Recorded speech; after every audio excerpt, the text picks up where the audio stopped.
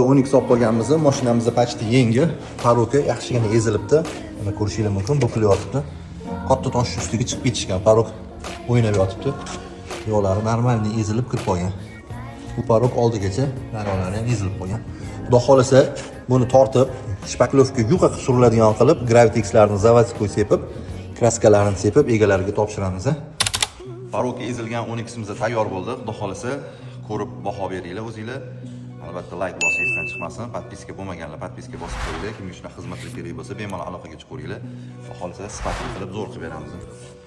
Parokamizni ko'ringlar, o'zi tekis bo'lgan. Xudo xolasa uni tekislab tortib, yuqa qilib shpaklovka surganmiz. Gravitexlarni ham xudo xolasa zavod qilib sepib, bilinmaydigan qilib, mana bu joylarini ko'rgandinglar, bukilib, ezilib ketgan edi.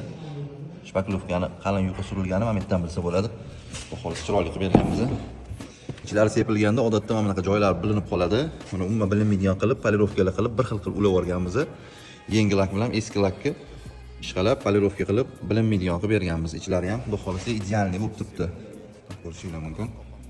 Yo'llari ham, bilesklari hammasi bir xil bo'lib, gravitexlari bir tekisda bo'lib chiqqan. Xudo xolasa sifatli qilib beramiz.